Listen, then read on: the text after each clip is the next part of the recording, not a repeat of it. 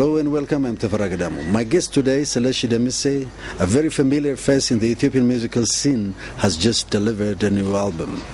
He says he's keen in maintaining the Ethiopian tradition intact. Is he succeeding? A very warm welcome to the program. Thank you. You have a new album just released. It seems to be quite an interesting one. You've organized a concert. Oh yeah, this is a new album that I've been trying to make it happen, the last 10 years, 10, 15 years since got back from the States, and then I was trying to find a way how I can make it happen. I mean, trying to find musicians, dancers, in the meantime to find some kind of medium how I can be able to achieve this recording, and it happened successfully, actually. Do you think it is any different from what you had out for the public in the years past? I mean, there is some kind of continuity, but do you think that it's any different? Yeah, it is a continuity of my performances in the past, but this one is different. I try to make it different because the way it's set up is to show the public, to show the whole Ethiopian audience, not really only Ethiopians, but to the whole world, that bringing back the Ethiopian culture, the art of krar, the art of singing in Ethiopia, and also the secret of the string instrument, incorporating voice, incorporating sounds with the art of plucking and strumming, which hasn't been done in the past 40-50 years. So I tried to perform with this krar and showing the Ethiopian traditional instrument has a dynamic sound and a dynamic story about the culture. So this time I brought this performance to show the public that Ethiopia has a very proud culture by singing and by playing the krar with Ethiopian other traditional instruments like masanko, kabaro, washint, and other instruments. So this time I organized a couple of different musicians from different theaters in Ethiopia, and then with the dancing groups we have been trying to study well and then to put this in a concert. But speaking about your new album, you kind of tweaked it, I think, to meet the demands of the current generation of young Ethiopians. Is that what you wanted to do? Yeah. A few of them, that I played in the past, of course, they are in the recording, but most of them are new. The reason why I picked the ones that I've been playing to play it again is they have a lot of messages in them, and people that they might have heard it, but they didn't see it in a kind of a performance, in a kind of a setup that people can come directly to the stage and see the art of the performance. So I wanted to put that again with the new recordings. I think 3 songs might be in the new album that I played in the past, but most of them are new ones, and the new ones are really new, and they have stories. Each one of them have stories, beautiful stories, incorporated with the musical drama. Actually, it's not just the music; it's a musical drama. They've got stories. We put the story with the drama, and then when you see the performance and when you hear the music together, you can really capture the whole essence of that tradition. That's what you said. Messages. You say culture. I feel that you want to go back in time, and yeah, the reason why I've been repeating this culture is in the past 34 years, the so-called modern music, when it comes to Ethiopia, most musicians were inspired. I don't know if they are inspired or maybe they probably wanted to play the Western style of music and then everybody was drawn to that Western culture. The way how they sound, the way how they dance, the way how they bring out the music is not typically Ethiopian. It is just a whole bunch of different things mixed together. On the other hand, it's okay, but what I wanted to show is the music and the musical culture in Ethiopia has so much to give, have so much to say, that the young generation didn't get the chance to listen to this. You think that it's not provided with? Yes. Are you saying that Ethiopian artists have not delivered along that line? Definitely. It's not delivered by people who have the talent, and it's not even delivered by some kind of institutions like music institutions, let's say, or cultural institutions. But there are a bunch of Ethiopian musicians out there who play traditional music and so on. There are, but not very much, not many of them. I mean, you see them here and there. You know, that is not really the right way to do it. I think you see it probably at the National Theater or the Hagar Fikr Theater, but it's not really spreaded, it's not really provided widely so people can be able to play them. Like in the past, people used to play them in their houses, you know, like fathers play, mothers play, dance and sing, all these kind of things. But this kind of culture has been really put aside, and then like people see televisions from the other countries, you know, they see all this different kinds of music performances, but they don't, it wasn't really provided well so people can be able to get or to capture the whole essence of this Ethiopian traditional music, like the krar, the washin, the kabaros and other things. So I think what I'm trying to do is I've been sitting back and looking at this music, and then I say, okay, the modern music can go like that, but how about the traditional music that we have? And then when I was, you know, out, I've been playing all the time, you know, everywhere in the world. And then I listen to people what they really comment about the Ethiopian music. They really get amazed how the instrument sounds, how the music is really so soothing, so wonderful.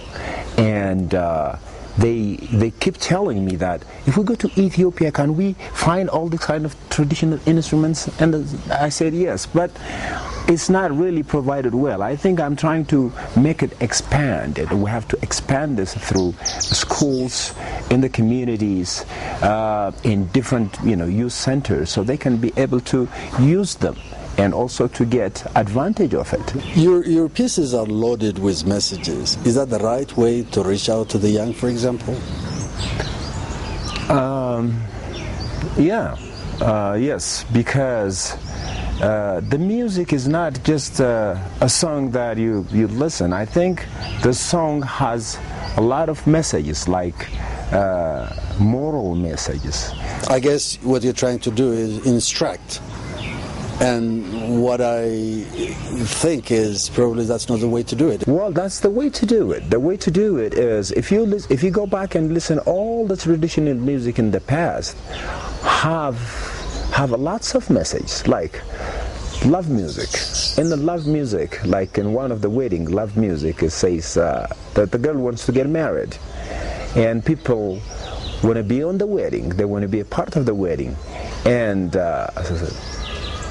the neighbors say that, hey, why don't you just let your girl married so we can dance and we can play? And then the father listens to them and says, you know, I'm not ready for it. She's not even ready for that. This message goes back and forth. This message goes through rhythms, through music, through the lyrics, And then when you incorporate all those things, you get to really understand and you get really to feel them.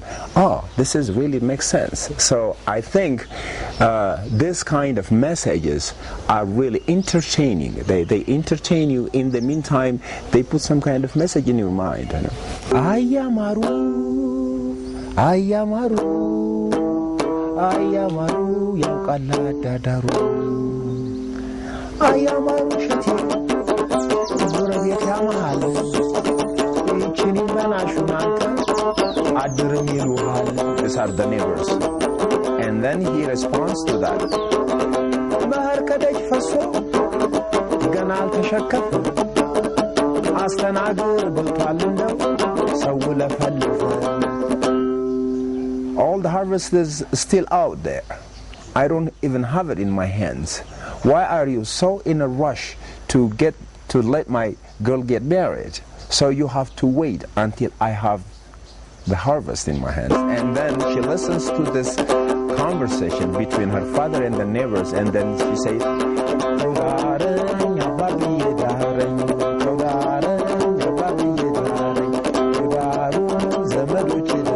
and then she kept saying, please let me get married, please let me get married. And then he says,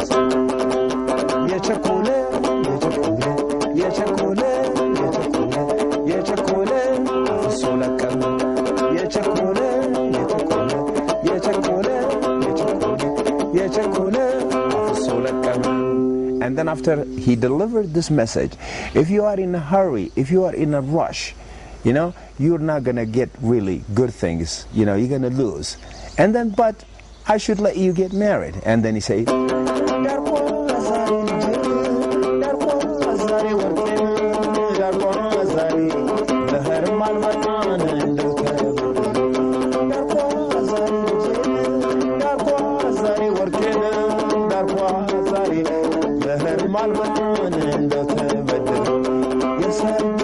and the wedding came, you know.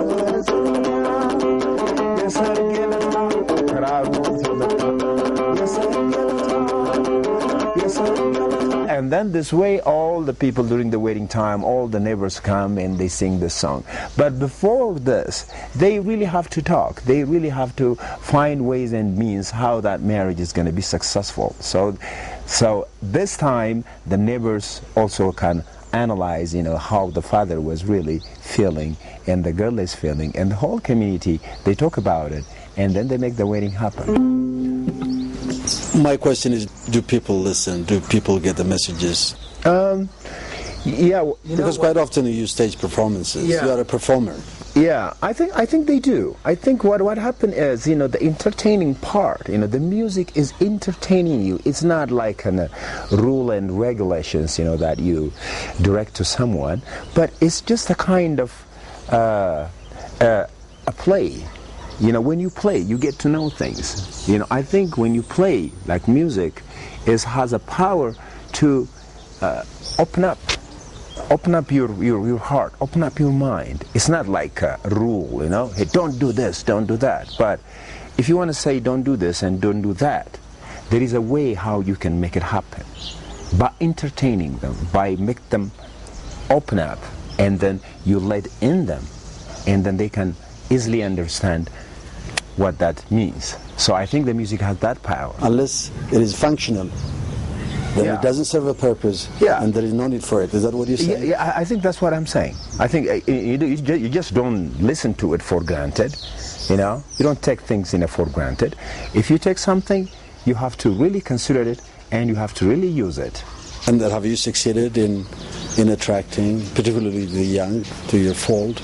Yeah, I think so. So you communicate well with your audience. Very much. I give them some the rhythms. young.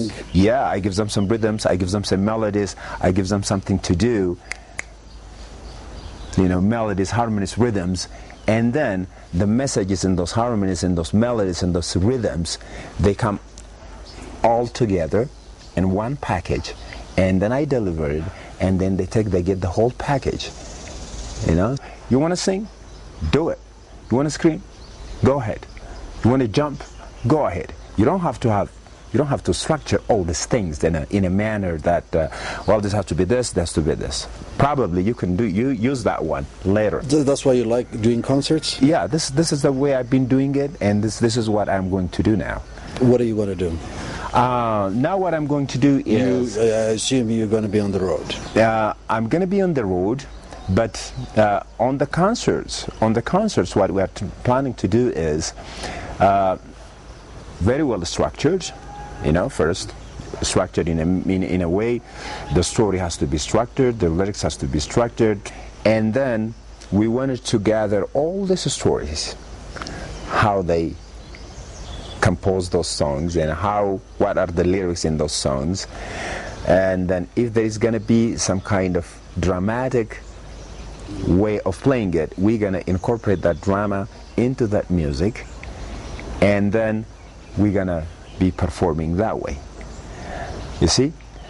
And the second one is, in order people to understand this, we're going to have a workshop everywhere in the schools, in different communities, how to make all these different traditional instruments from the scratch, and then how to play them, how to really go back and find books in the past of the Ethiopian culture.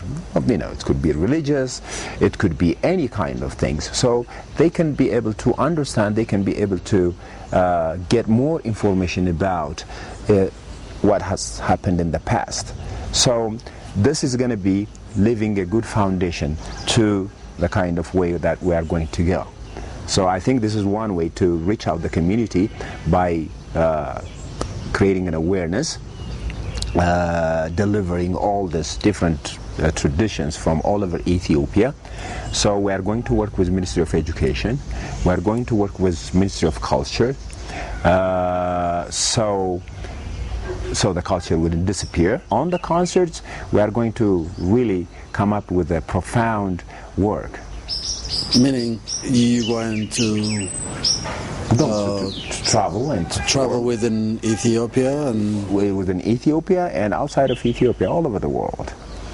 You see, I've been doing this by myself. Well, now I have a big band, Definitely, but it was, in large measure, was a one-man show, what you were doing in the past. Now, you telling me that you are organizing a band, it wouldn't be as easy. It wouldn't be as easy, but it is not that difficult either.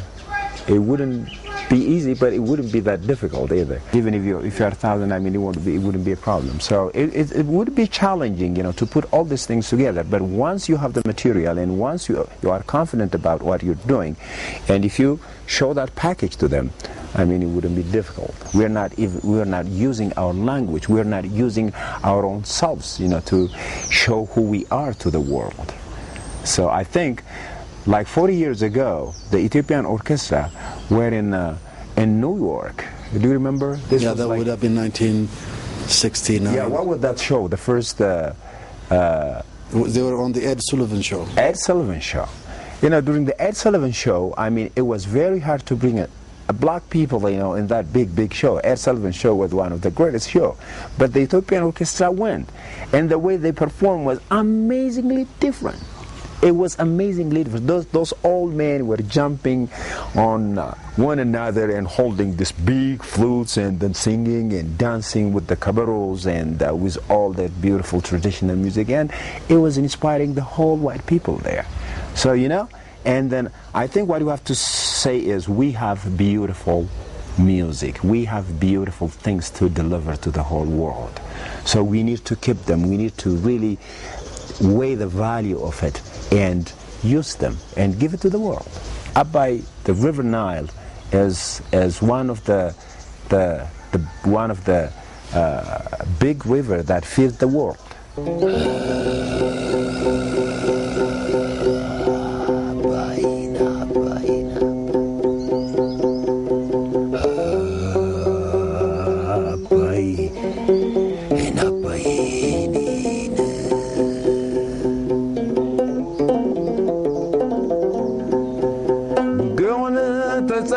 ከሰሜን ተራራ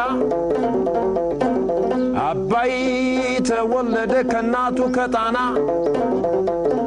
አልወለድ ብሎ ባሳር በመከራ ከጣና ከናቱ እንደ ምስራቅ ጮራ ተፍለቅልቆ በራ እኔ ተፍለቅልቆ በራ መረብ ግንባሩ ነው ሞት ከሻው ተከዜ እጁ ነው ዘር መጨበጫው አዋሽ ትብቱን የልጅም ብርቱ መነቃነቂያው ደብራጀቱ አባቱ ደጀን እናቱ ጣና የኢትዮጵያ ልጆች የአፍሪካ ልጆች መጡ እንደገና መጡ እንደገና